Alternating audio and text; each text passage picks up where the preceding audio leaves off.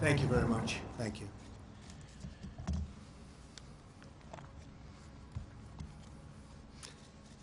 We're here today to provide an update on the unprecedented testing capacity developed by the United States, the most advanced and robust testing system anywhere in the world, by far. This afternoon, I'll also announce new steps that we're taking to make tests even more widely available. To battle the virus, my administration marshaled every resource at our nation's disposal: public, private, military, economic, scientific, and industrial, all at your disposal. We launched the largest manufacturing ramp-up since the Second World War. There's been nothing like it since. At the center of this industrial and scientific mobilization was the development of our coronavirus testing capabilities. In the span of just a few short months, we've developed a testing capacity unmatched and unrivaled anywhere in the world, and it's not even close. This is a core element of our plan to safely and gradually reopen America, and we're opening and we're starting, and there's enthusiasm like I haven't seen in a long time.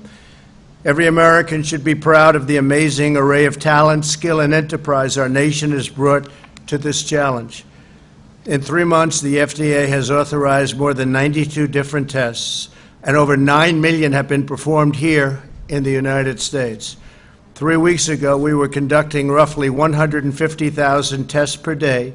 Now we're doing approximately 300,000 tests per day, a 100% increase, and it will go up substantially from that number. This week, the United States will pass 10 million tests conducted, nearly double the number of any other country. We're testing more people per capita than South Korea, the United Kingdom, France, Japan, Sweden, Finland, and many other countries, and in some cases combined. On Friday, the FDA authorized coronavirus antigen test, an alternative testing technology that can be much more readily manufactured. Quidel Corporation, which makes this newly authorized point-of-care test, estimates that it will be able to manufacture 150,000 tests per day, immediately increasing to 300,000 tests per day within just a few weeks. To further expand our nation's testing capabilities, this afternoon I am announcing that my administration we've got this all approved, it's all done, is sending $1 billion to America's states, territories, and tribes. So this has all been approved, we've gotten it done, completed, the money is going out. This major investment will ensure that America continues to conduct more tests than any country on earth by far. I said from the beginning that the federal government would back up the states and help them build their testing capability and capacities, and that's exactly what's happened. This partnership has truly flourished. We have really had a very good relationship with the states and the governors and other representatives within the states, a relationship like I think I can honestly say has not been seen in this country for many, many years. The governors and us are working together very closely, not only on testing, but on ventilators, where we have a capacity that's, at this point, virtually unlimited. And we're sending ventilators, as you probably heard from other countries. We're sending many, many thousands of ventilators to other countries because they're in tremendous need. And I think building up a lot of goodwill, but much more importantly than that, we're saving a lot of lives. Most states are now doing a great job. My administration located 5,000 machines in 700 labs across all 50 states, and governors have learned how to maximize these testing resources. The federal government is also supporting states with vital supplies, quick approvals of new tests, and one-on-one coaching from the team here at the White House on how to increase capacity and increase it very quickly. In recent weeks, we've held multiple conference calls with every state, as well as with D.C. and Puerto Rico. We jointly developed testing projections and goals for each state for the month of May, altogether totaling 12.9 million tests. Think of that, 12.9 million tests.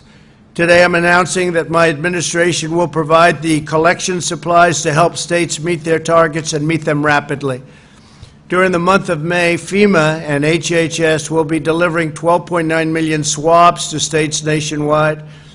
We already have them. The delivery will be very quick. We're prepared to provide millions of additional swabs if any state is on a pace to surpass its goal. And their goals are very high. We've set them very high. We've told them to set them very high. My administration will also provide approximately 9 million transport media, which are used to transfer swabs to the lab processing, a complicated process, but we've made it simple. As a result of these actions, every single state will be able to test more people per capita in May alone than South Korea has tested in 4 months since the outbreak began. This major commitment is possible because of the massive mobilization of American industry, including Puritan Medical Products, U.S. Cotton, Abbott Labs, and Thermo Fisher.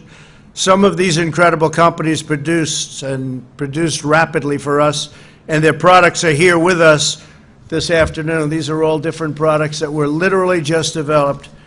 And if you can imagine that, and these are the best machines and the best equipment anywhere in the world, and other countries are calling us, and we're trying to work as much as we can, not only on ventilators, but also with testing. My administration also continues our tireless effort to expand testing in the most underserved communities.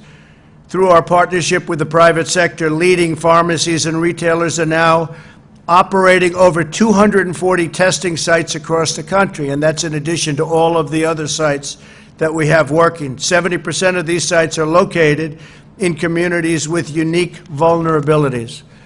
There will be more than 300 sites by the end of this week, and retailers are making plans to open up hundreds and hundreds more locations within the next 30 days. These additional sites are helping us ensure access to testing in every community.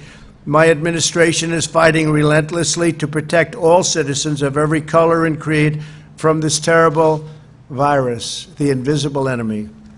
In addition to vast amounts of testing supplies, my administration has partnered with the private sector to coordinate the delivery of more than 90 million N95 masks, and these are of the highest quality. Many are made right here in the United States, a capacity we didn't have at all at the beginning. 126 million surgical masks, likewise, many are made here. 9 million face shields, 21 million surgical gowns, 993 million gloves, and 10,690 ventilators. We're building thousands of ventilators in numerous plants all across our country. It's incredible, actually. This global pandemic has inflicted great pain and hardship on our people. It should have never been allowed to happen. It should have been stopped at the source.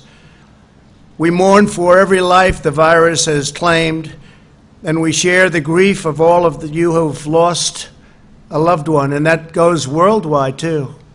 Many, many countries, 184 countries at least. Thanks to the courage of our citizens and our aggressive strategy, hundreds of thousands of lives have been saved. And we have saved, and if you look at on a per 100,000 basis, we're at the best part of the pack, right on the bottom. Germany and us are leading the world. Germany and the United States are leading the world. Lives saved per 100,000. In every generation, through every challenge and hardship and danger, America has risen to the task. We have met the moment, and we have prevailed. Americans do whatever it takes to find solutions, pioneer breakthroughs, and harness the energies we need to achieve a total victory. Day after day, we're making tremendous strides with the dedication of our doctors and nurses. These are incredible people. These are brave people. These are warriors.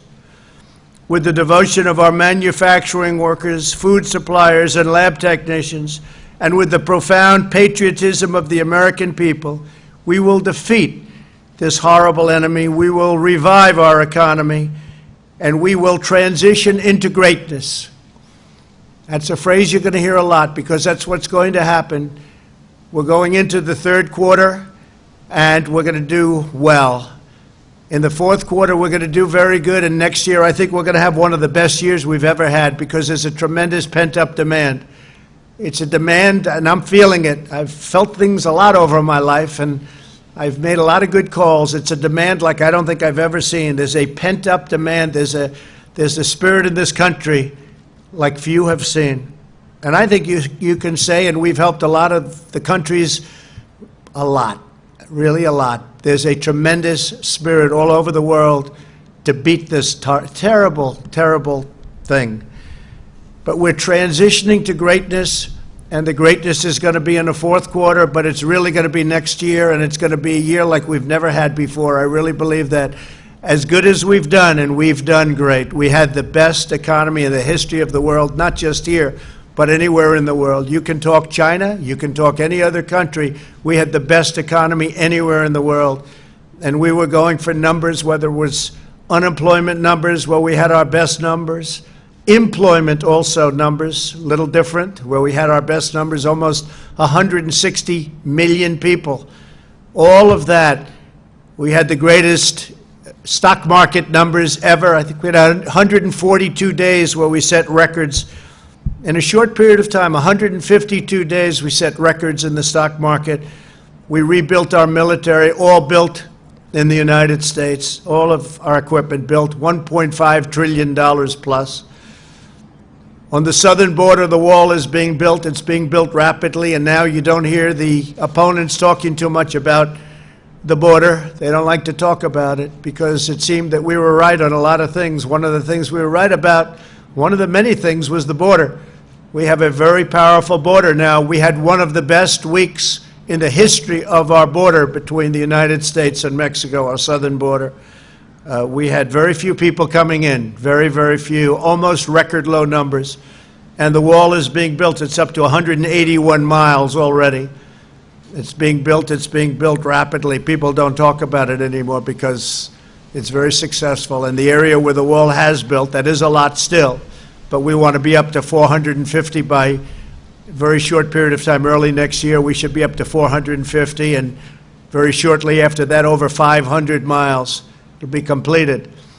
But it's had a tremendous impact. But again, we've had the best numbers. The last thing we want now with this pandemic is for people to come across our southern border. And again, we're doing record numbers, meaning record low numbers.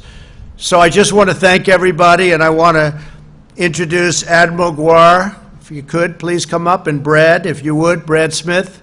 And they're going to do a little explaining as to what we've done with regard to testing and how successful it's been. And then we'll take some questions after that. Thank you very much. Well, thank you, Mr. President, for your leadership and for your high expectations that really made this all come together, and for the uniform support of everyone in the White House and the administration. And thank you, Secretary Azar, for providing his leadership at HHS and allowing both Brad and I the opportunity to work on this project. I think it's clear that America does lead the world in testing. I'll go through some of the charts that show that we lead quantitatively. I will also suggest that we lead in the diversity of tests, which are very important to establish the testing ecosystem to keep America safe. And clearly, as we've said multiple times, no one beats America when it comes to quality. So let's start potentially with the next slide. This may be hard to see, but if you look at the line on top, that's the total numbers of tests done by the United States. No other country in the world comes close to the total numbers. Again, as the President has said, today we will top over 9 million tests. And if you look at per capita, everyone talks about South Korea being the standard. Today we will have done more than twice the per capita rate of testing that was accomplished in South Korea. No matter how you look at it, America is leading the world in testing, and how did we get there? Let's look at the next slide. Next slide, please. A very important component of how we came to this point was the authorization by the FDA, under the leadership of our Secretary, of many different diagnostic tests, of diagnostic devices, and now of serology tests. So you've heard a lot about the different testing, and you see some of the machines up here. Most of the diagnostic tests, all but one, rely on the amplification of the viral RNA, the viral genetic material. And we've talked to you about the diversity of tests. They're very high throughput tests that are done at big reference labs like LabCorp and Quest.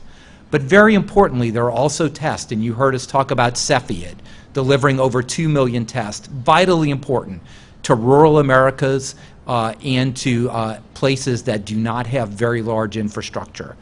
You've also seen the Abbott test we've talked about. There it is on the left of the president, delivering about 1.4 million tests as a point-of-care test.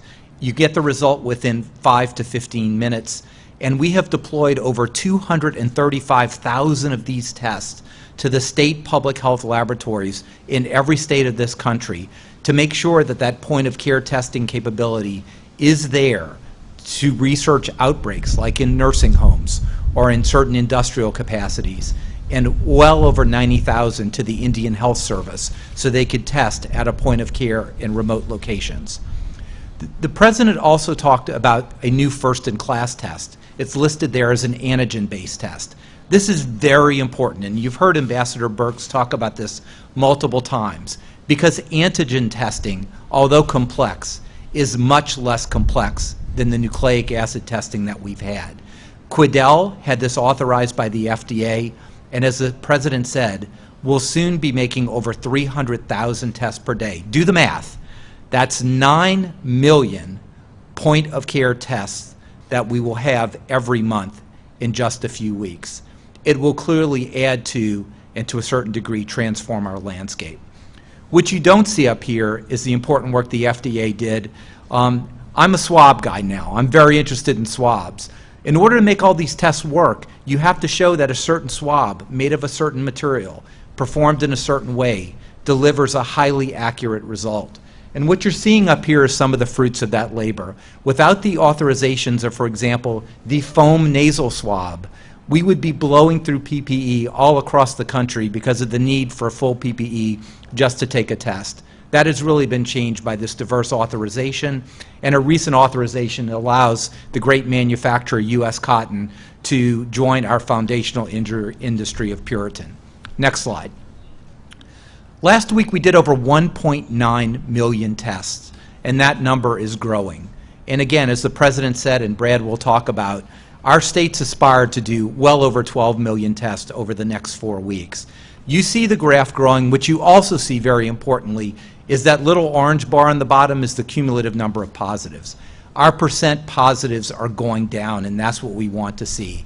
In fact, in 31 states as of last night, the positivity rate is less than 10%, which is not a litmus test, but is a good idea that we're doing plenty enough testing that we can enter phase 1 for careful reopening.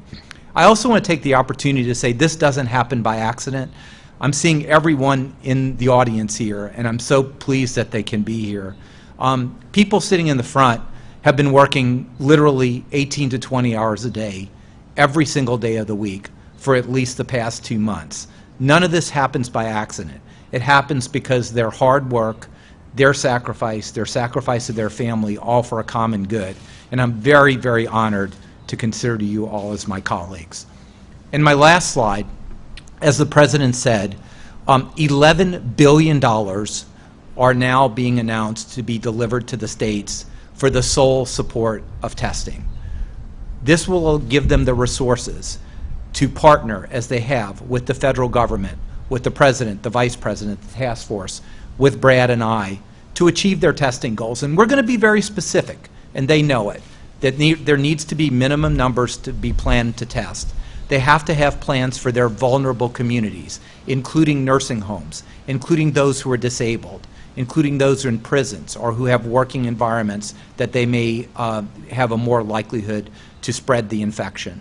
And combined with that, the Secretary's Office of Minority Health will soon be awarding a large contract to guarantee a national network of state, local, and community-based organizations to assure that those underserved, particularly racial and ethnic minorities, are linked to the services they need, not only testing but in care as well.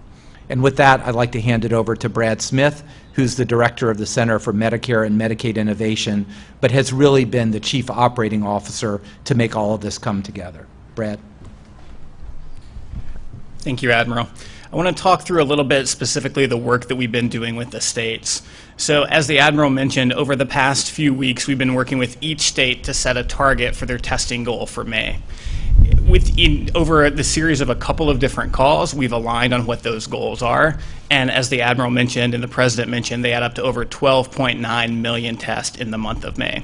For every state, this is greater than 2% of their population in the entire state being tested in May, and for many states, it's a much higher number than that. When you compare this, as the president mentioned, to South Korea is actually below that 2%, not for a month, but for their total test to date since the start of the year. And so our states have come together to set really ambitious goals that we're excited to support them in meeting. If you go to the next slide. As I talked about last time in the press briefing, there are really three parts to making sure that a test can happen. The first part is the specimen collection supplies, the second part is the machines, and the third part are the lab supplies that the machines need to run. And what we've been working to do is to make sure that each state has all three of those parts to be able to conduct a number of tests. The first part is the specimen collection supplies. The commercial market today is providing a large number of these supplies already to states and already to hospitals. But we wanted to ensure that every state had more than what they needed to be able to conduct the number of tests they're aiming in May. So what we've done is we've purchased enough tests to support the state testing goals for May and June. So we will be sending more than 12.9 million swabs and over 10 million media to the states over the course of May, and a similar or greater number over the course of June. In addition, we have several million in reserve, so if states are able to exceed their goal in the third and fourth week of May, we can provide them even more swabs and transport media.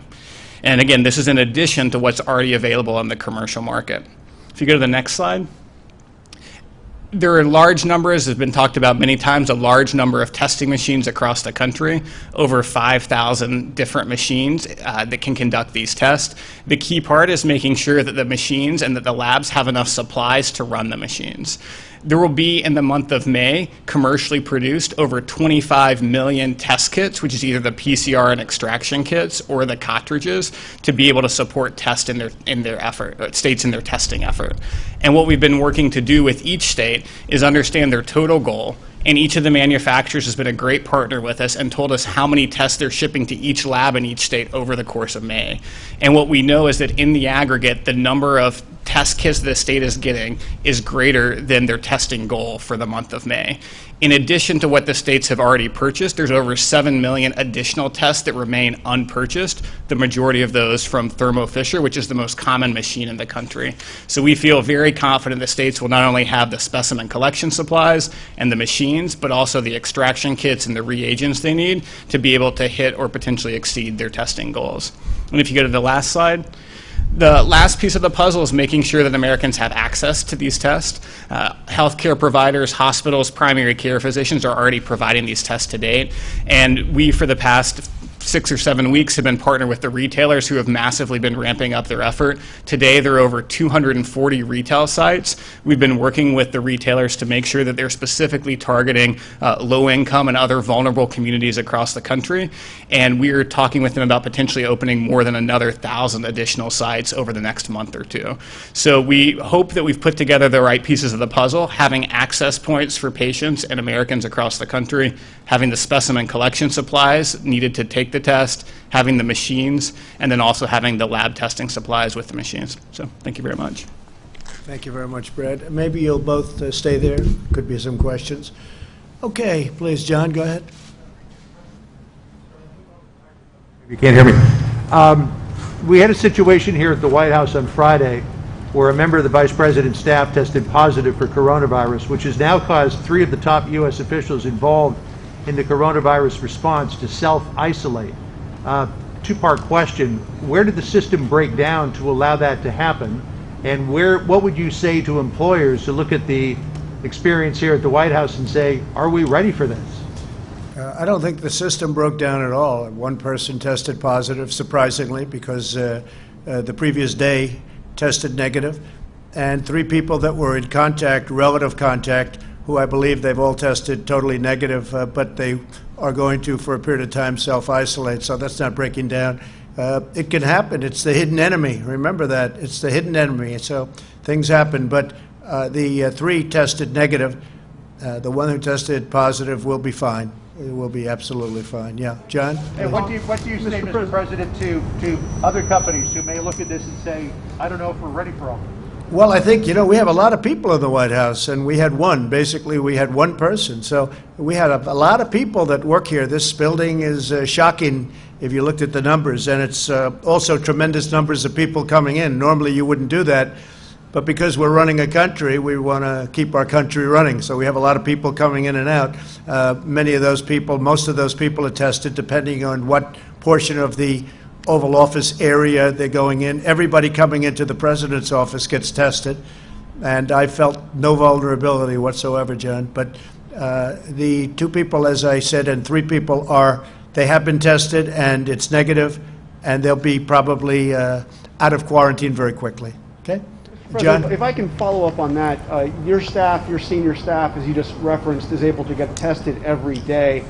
When will it be that Americans across the country will be able to get tested every day as they go back to work? Very soon. I mean, really very soon. It's an interesting question because normally you would have said that you are not tested, and you would have been, knocking us for not getting tested. So if we get tested, it's a problem, and if we don't get tested, it's a problem.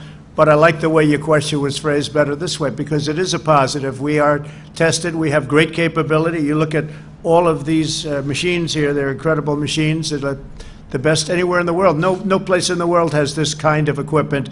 Other countries are calling sophisticated countries, and they're calling lots of countries.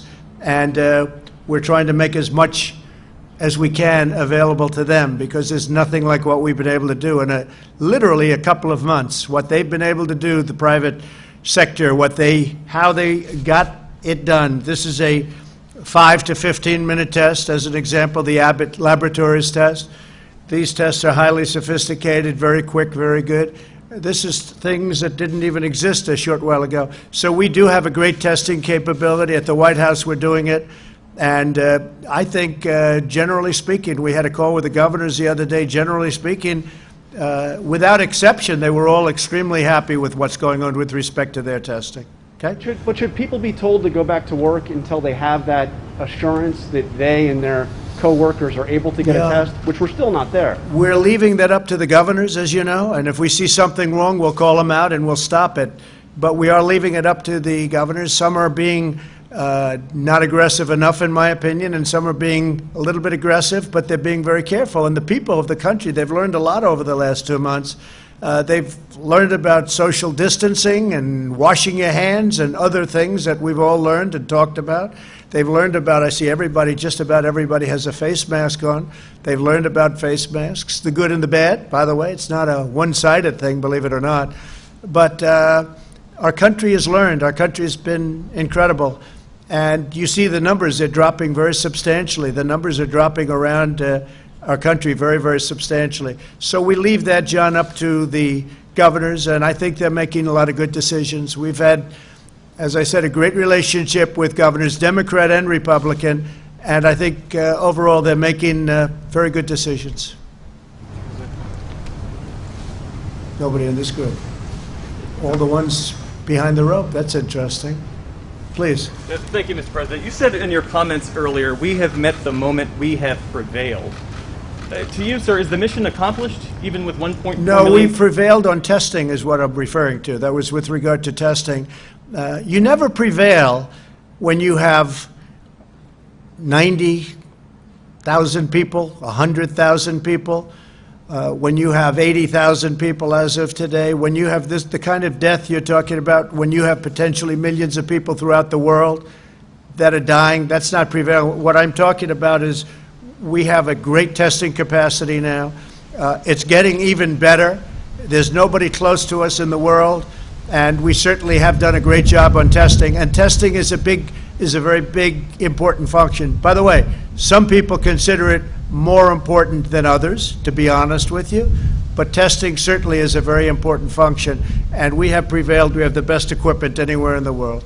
Okay, please. Yeah, please, go ahead. There are a variety of reports that Chinese hackers are attempting to steal technology related to vaccine research. Is this something you're concerned about? What can you say? So what else is new with China? What else is new? Tell me. I'm not happy with China. They should have stopped this at the source. They could have stopped it right at the source. So now you're telling me they're hacking. So I just say this, Steve, what else is new? We're watching it very closely. If I could follow up, sir, the South China Morning Post, the Beijing newspaper, says that China would like to reopen negotiations on the trade deal to make the terms more favorable to them. Is this something you'd be interested in doing? No, not at all. Not even a little bit, no. I'm not interested. We signed a deal. I had heard that too. They'd like to reopen the trade talk to make it a better deal for them. China's been taking advantage of the United States for many, many years, for decades, because we had people at this position right here where I'm standing, sitting right in that office, the Oval Office, that allowed that to happen. No, I'm not interested in that. Let's see if they live up to the deal that they signed. Okay? Please, go ahead. Mr. President, what are your thoughts about a second round of direct payments to Americans that's included in the House Democratic bill? Well, we're talking about that with a lot of different people. I want to see a payroll tax cut. I want to see various things that we want. I want the workers to be taken care of. But we are talking about that. We're negotiating with the Democrats. We'll see what happens. But as I said, it's a transition, and this is really going to be, in my opinion, we'll see. But I think it's going to be something that's going to be very special. It's a transition to greatness. And greatness is next year, right from the beginning. I think we're going to do fantastically well.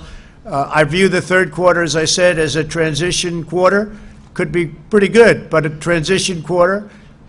Toward the end of the fourth quarter, you're going to see some numbers that are going to be tremendous, I think. And next year, you're going to have potentially the kind of numbers that you saw before and maybe even better, because there is that pent-up demand that is, you know, a lot of people wanted to do things, they were ready to do things, and they've had to hold back because of the virus.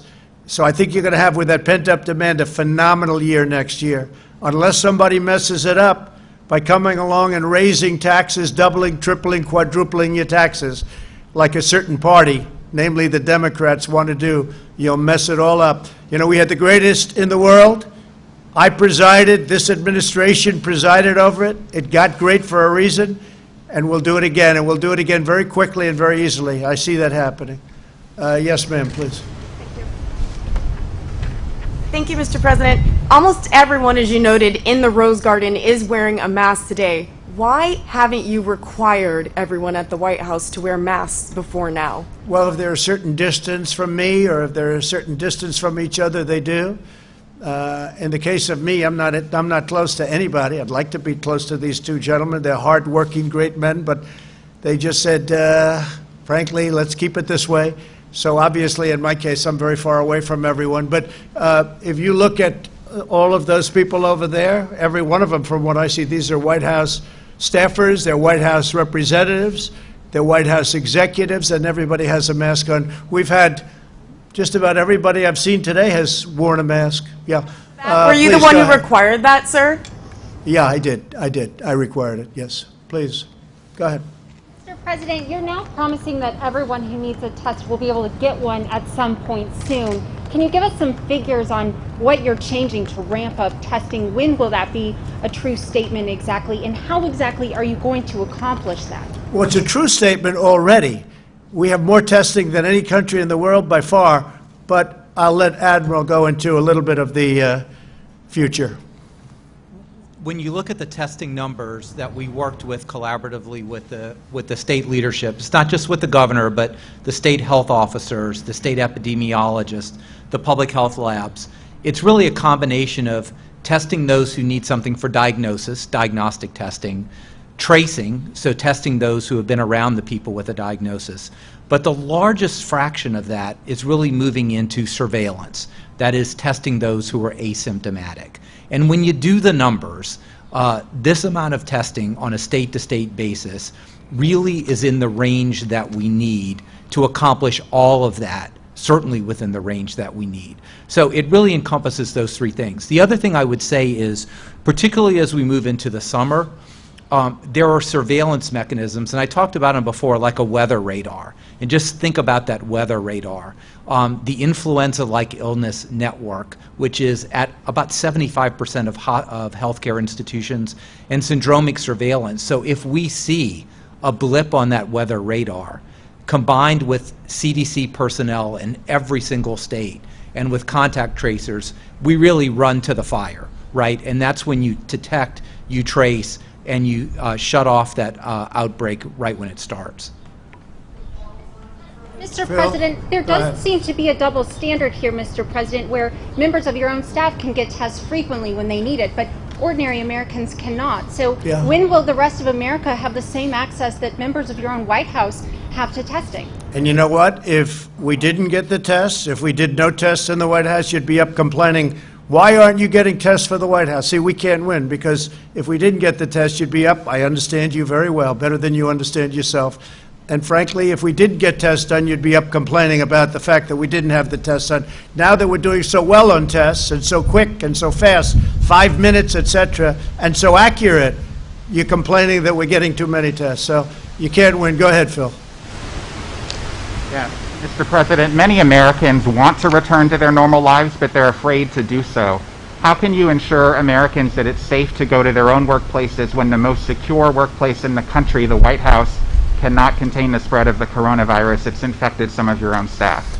Well, when you say some, so we have a person, and the person got something happened right after a test was done. 3 other people met that person, came into relative contact, very little contact, and they're self-quarantining. That is not exactly not controlling it. I think we've controlled it very well. We have hundreds and hundreds of people a day pouring into the White House. It's a massive office complex, including the very large building right behind us that you know so well. So I think we're really doing a very good job in watching it, and I think it's very well contained, actually. And part of the reason it is because of all the tests we're able to give. But it was one person, and the other people were only people. They're quarantined. You understand this, Phil. They're quarantined for a specific reason. The reason is they were in the general proximity of the one person. And the one person, I believe, will be fine in a very short period of time. Why hasn't Vice President Pence followed the CDC guidelines of self-isolation and other people who might have been exposed Well, to that this? I'm going to have to ask that. He will give you that information. Whatever he is proceeding and doing, he will give you that information. I'll make sure that they put out a notice. John, go ahead, please. Mr. President, up until now, it's thought that the most vulnerable people were those above the age of 60 or 70 or 80, and the children were pretty much, I don't want to say immune from this, but weren't affected by it. But all day long in the news today, we have been hearing and seeing this terrible syndrome that some 85 children have now. 3 of them have died. What is the task force talking about in terms of that, and what could be done about it? We're seeing that all over the world now with young children. Very, very tiny percentage, but it's still, it's the swelling and the skin rash, and we're looking at that very closely, John. It's a phenomena that's just been brought to everyone's attention a couple of weeks ago. Admiral, you may have something to say about that. So thank you for pointing that out. And again, I've said many times I'm a pediatrician and a pediatric ICU doctor. This syndrome, which we call, or similar to Kawasaki syndrome, it has been seen in a novel coronavirus before, and it's associated with illnesses.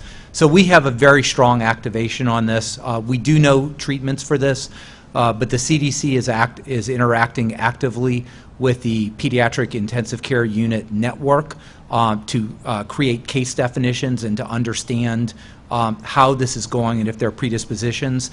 The National Heart, Lung, and Blood Institute, I spoke to Dr. Gary Gibbons, who directs that, who is advancing many research projects based on that. The ASPR, the Assistant Secretary for Preparedness and Response, has a team out in several areas looking at if there are any special treatments. We know what the basic treatment is, but this is a little bit different than we normally see. So there really is an activation among all the branches within HHS, working with networks at children's hospitals and ICU nets. It is a small percentage, but it is quite frightening. And this reflects the fact that this virus affects the vasculature. We see clotting, we see strokes. And this is a vasculature phenomenon of inflammation we see in children. President, with this newly emerging syndrome now among young children, what do you say to parents who would like to get their children back to school but are now looking at this and potentially afraid to do that? Well, again, it's a tiny percentage, but you're right. So we're looking into it very strongly. And the Admiral, as he said, he's known about this for long before this happened. But it is a very, very small percentage. And people recover from that. The children recover from that. Right? Yes, sir. Most do recover from this, but it is a serious and it can be a fatal condition We do want to make sure that parents understand that high fevers, red rashes, particularly in your child, you may need to contact your healthcare provider. There are treatments for this. They work very effectively if gotten early, at least for the vast majority of the cases. We're studying that very closely, and it's been on the radar for weeks, actually, because we've seen this for quite a while. But it's been very rare, but we're looking at it very closely. It's very important to us. I think one of the things we're most proud of is this just came out, deaths per 100,000 people, death. So deaths per 100,000 people, Germany and the United States are at the lowest rung of that ladder, meaning low is a positive, not a negative. Germany and the United States are the two best in deaths per 100,000 people, which, frankly, to me, that's perhaps the most important number there is. Please go in the back, please. Thank you. Thank you, Mr. President. I have two questions, one on the Ahmaud Arbery case and one on the coronavirus. The first on the coronavirus, the vice president is said to be in some sort of self-isolating, keeping his distance from people. What do you say to Americans who say, how can you keep me safe? How can you reopen the government if even the vice president is self-isolating? And why hasn't testing gotten up to the point where every American who wants a test can get a test? Well, the vice president, first of all, has been tested, and he's negative, and it was tested yesterday, tested today, and he's negative. He's in very good shape, and I think that that's going to be fine. As far as Americans getting a test, they should all be able to get a test right now. They should be able to get a test. That's the problem with a question like that. We go through a whole announcement saying we're number one in the world by far, by a factor of 2 and even 3 and 4, depending on where you're looking. And I get a question, when will everybody be able to get tested? If somebody wants to be tested right now, they'll be able to be tested. As far as the incident that you're talking, I think it's horrible, and it's certainly being looked at by many people. I'm speaking to many people about it. I saw the picture of him in his tuxedo. It was so beautiful. I mean, he looks like a wonderful young guy. Would have been a wonderful, just a wonderful guy. I think it's a horrible thing. Now, with that being said, as you know, they're studying the case very carefully. They're interviewing everybody involved, and we'll see what happens. To me, it's a very sad thing. I spoke to a number of people that are very much involved in it. I've been following that one very closely. It breaks your heart to watch it. It breaks your heart. And certainly the video was a terrible-looking video to me. But you have a lot of people looking at it, and hopefully an answer is going to be arrived at very quickly. But it's something that is heartbreaking. Specific question about the case, if I could ask it. Go ahead. The specific question I have is, you said that there possibly are things that happened that were not recorded on the tape. Could you expound on what you mean by that and your thoughts on? Well, I saw the tape, and when they moved left, when they moved left outside of the tape, nobody saw what was going on. Nobody saw it's an empty spot on the tape, I guess. Now, do they have additional tapes? I hope. But I will say that it's something that, based on what I saw, doesn't look good. Somebody that I have a lot of respect for is Senator Scott of South Carolina. You know who I'm talking about. He's a great gentleman. He's a great senator. He's a great gentleman, Tim Scott. And I called him 2 days ago. I said, Tim, what do you think? Tell me. What do you think? He's very disturbed by it. He's very disturbed, and I'm very disturbed also. Please, go ahead. President Trump, thank you. I have two questions, one on testing and one on Democratic states that you tweeted about. First, the money for this new testing support today comes from the CARES Act, which you signed into law 42 days ago.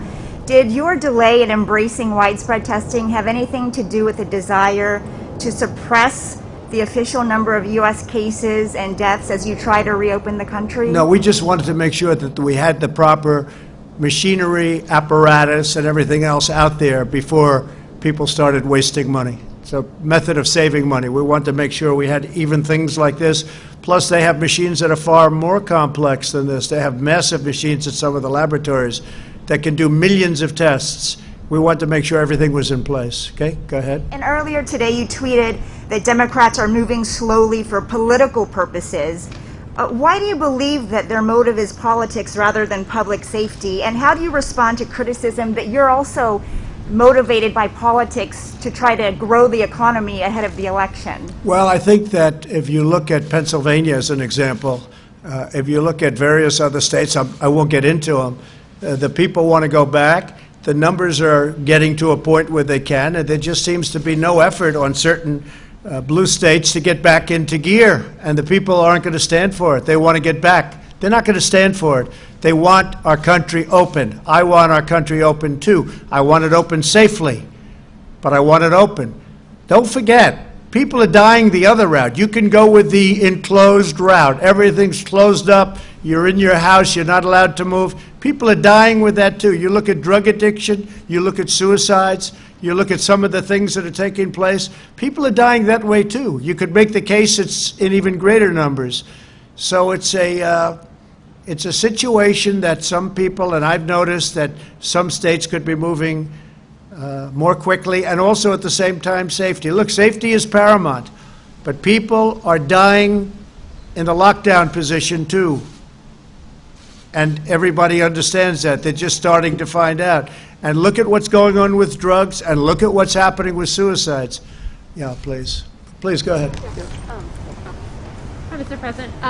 So Americans have been self-quarantining for several months now, social distancing, yet we're still seeing about 20,000 new cases a day, 1,000 to 2,000 deaths. Is there anything else the administration is planning to do to get these new cases under control? Because we seem to be on a plateau. Or is this just well, excuse me, the 20,000, the numbers are way down from what they were 2 weeks ago. I mean, the numbers are really coming down, and very substantially. This weekend was one of the lowest we've had. This is, you know, the numbers are coming down very rapidly, all throughout the country, by the way. There may be one exception, but all throughout the country, the numbers are coming down rapidly. I think you see that, Admiral. Now 130,000 cases that go through August. Is that, do you agree with those models? Is that your expectation Well, as well? the models haven't been exactly accurate. These are models done by a lot of think tanks, a lot of universities. You look at some of the models, they've been way off. A few of the models have been accurate, but as far as the models are concerned, if you go by the model, we were going to lose 2.2 million people. And because we mitigated, we did things that were very tough for our country to do, frankly. We had to turn off our whole magnificent economy. We had to turn down the whole country. We're at the lowest of all of the models. I mean, if you look at, I guess that 100 to 120,000 people would be at the low side. And we're at, there's nothing low. Look, nothing low. One is too many people. And I say it all the time. One person to lose for this is too many people. It's a disgrace what happened.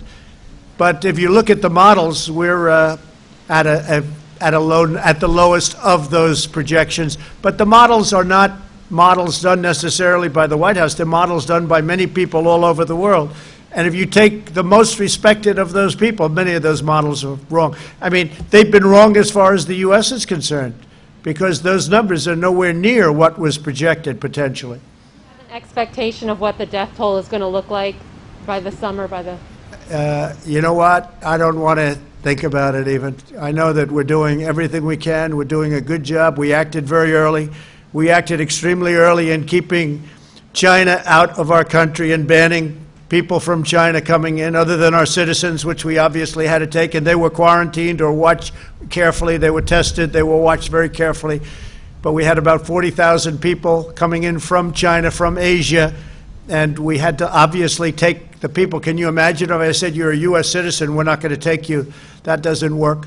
So, but they were very carefully. I was with Ron DeSantis. He said they literally put the people that came in from China in quarantine for a substantial period of time. No, that was a big decision. I think we saved hundreds of thousands of lives by acting very early. And when I did this, I think the Admiral can say it, everybody was against my doing it. Everybody was. The professionals, the doctors. I was pretty much by myself on that one.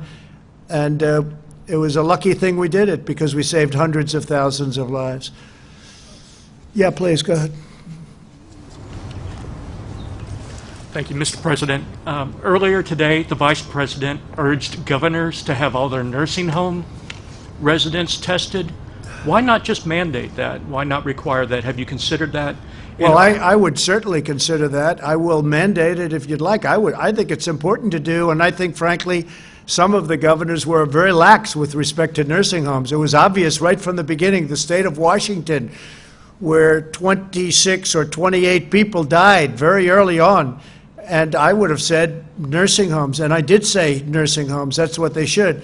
Now, some of the states, many of the states are doing that, but I think all of the states should be. They have the capacity to do it. They should be doing nursing home. That is a real vulnerability. The two staffers that were announced last week as testing positive, are you aware of any additional White House staff? No, not at all. I'm only aware of people that saw them, were tested, the tests were negative, and they're quarantining anyway. So, please, go ahead. Thank you, Mr. President. I wanted to ask, are you now or are you considering separating some more with Vice President Pence as a precautionary measure? Well, first of all, the job he's done on task force, the job he's done, frankly, as the Vice President of the United States has been outstanding. And he's a warrior, too, just like doctors and nurses. I mean, he is working so hard, and he's coming into contact with a lot of people. But again, he tested negative, so we have to understand that. But he comes into contact with a lot of people. It's something probably during this quarantine period we'll probably talk about. I have not seen him since then, but I would say that he and I will be talking about that. Yeah, we can talk on the phone. Question for Admiral Giroir, if I could. The President just said that Dr. Fauci, Dr. Hahn have tested negative. Then why do they need to be isolating? Is there some concern that they could be spreading the virus in some way? Is there a concern about the testing? Why do they need to isolate? So this is a very fundamental concept, and I'm so happy you brought that up because it underlies a lot of the questions here. If you test negative just at that one point, that just means you've tested negative for that point in time. We know that the incubation period for this virus can be many days. So the CDC guidelines really says that if you're in close contact, just testing negative on that one day doesn't mean you won't be positive later on. So the prudent and the recommended thing to do is to self-isolate yourself for the entire period of incubation and really then some. So that's what they're doing. It's a precautionary manner because they were negative. We all hope that they remain negative, but if they turned positive in a day or two or became symptomatic, that's still possible even with a negative test. Okay. Thank you, sir. Go ahead, Phil. Mr. President, in one of your Mother's Day tweets, you appear to accuse President Obama of the biggest political crime in American history by far. Those were your words. What crime exactly are you accusing President Obama of committing, and do you believe the Justice Department should prosecute him?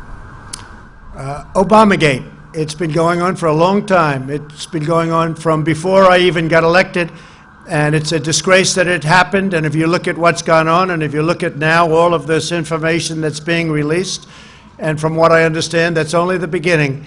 Some terrible things happened, and it should never be allowed to happen in our country again. And you'll be seeing what's going on over the coming weeks. But I wish you'd write honestly about it, but unfortunately, you choose not to do so. Yeah, John, please. Crime. What is the crime exactly that you're accusing him of? You know what the crime is. The crime is very obvious to everybody. All you have to do is read the newspapers, except yours. John, please. Yeah, Mr. President, if I can just get a clarification on the testing. We've seen clearly that the numbers of tests have gone up. There have been some advancements in testing. But you said twice here today that every American who wants a test can get a test. Yes. That's not the case. 1.9 million tests per day is far short of every American that wants a test to be able to get a test. Well, I'm going to have the Admiral, but I will say just from listening and hearing like you do, we all do, not everybody should get a test because they have to have certain things, and they're going to know when they're not feeling right. Those are the people that will be getting the test. But Admiral, I'll let you take it from there, please. So everybody who needs a test can get a test. We have plenty of tests for that. Right now in America, anybody who needs a test can get a test in America with the numbers we have. If you are symptomatic with a respiratory illness, that is an indication for a test, and you can get a test. If you need to be contact traced, you can get a test. And we hope, and not hope, we are starting to have asymptomatic surveillance, which is very important. Again, that's over 3 million tests per week. That is sufficient for everyone who needs a test, symptomatic, contact tracing, and to our best projections, the asymptomatic kind of surveillance we need to get that. And that's the way it is. And remember, I work at HHS. I work there every day. I don't get tested every day. I get monitored for my symptoms. Am I febrile? Do I have any other symptoms? I wear a mask when I go in. That's a safe work environment for the environment we have. If I became symptomatic, I would get a test, and if it were positive, I would isolate, and there'd be contact tracing to stop that, just the way it was done here. If I'm not symptomatic, I do the precautions as everyone has recommended in phase 1, and that's the essence of safely opening America. And John, the numbers are coming way down, and they're coming down rapidly, and that's a beautiful thing to see. And that's pretty much universally all across the country. They're coming down very rapidly, so very important. Please, go ahead.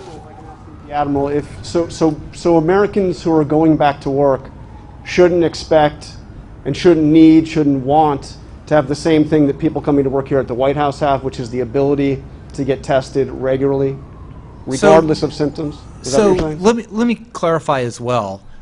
People who come into close contact with the president get tested on a regular basis, okay? If I were not in close contact with the president specifically, I would not get tested, like most people here do not get tested. That's a very specific circumstance. When I work at HHS, I go to HHS, I don't get tested. I do the exact thing that we ask Americans to do, to monitor your symptoms. If you are symptomatic, self-isolate, get tested. We're at one of our community-based testing sites at your hospitals. There are even at-home testing now that has been authorized. And to cooperate, that if you need to be contact traced, be contact traced and cooperate with your local public health. But not everybody who walks in here gets tested every time they do. If you're symptomatic, here at HHS, at a meatpacking plant, at a school, you need to get tested. And the meatpacking plants now are doing very well. There's great testing around those plants. And we're finding out who had the problem. They're being quarantined, and the meatpacking is moving along very nicely. But they were trouble spots. They were hot zones, definitely.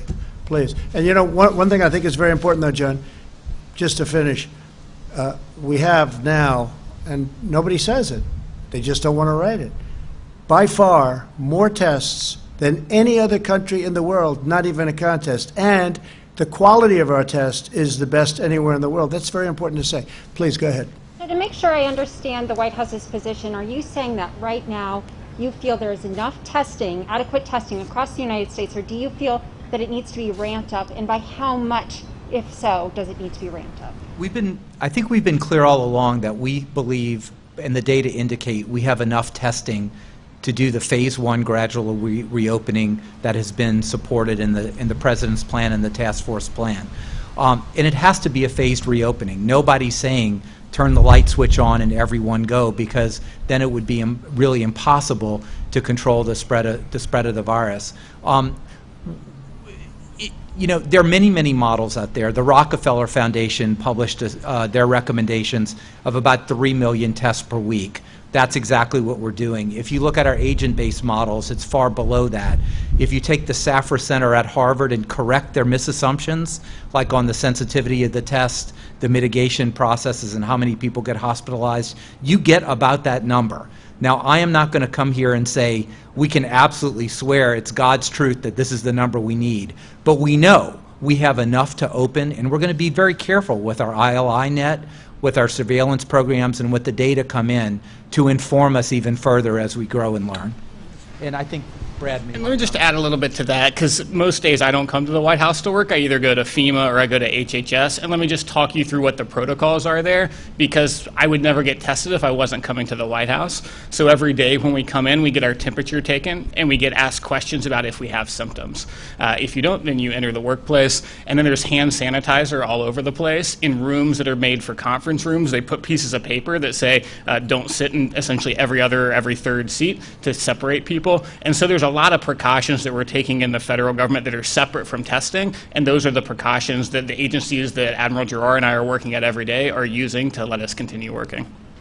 If people want to get tested, they get tested. We have the greatest capacity in the world. Not even close. If people want to get tested, they get tested. But for the most part, they shouldn't want to get tested. There's no reason. They feel good. They don't have sniffles. They don't have sore throats. They don't have any problem. If they do feel there's something happening, they have the absolute easy. In fact, Ron DeSantis of Florida, the governor, is doing a fantastic job in Florida.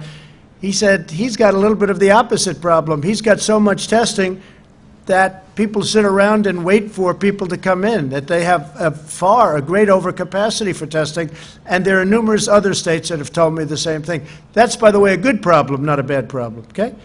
Yeah, go ahead, please. You said many times that the U.S. is doing far better than any other country when it comes to testing. Yes.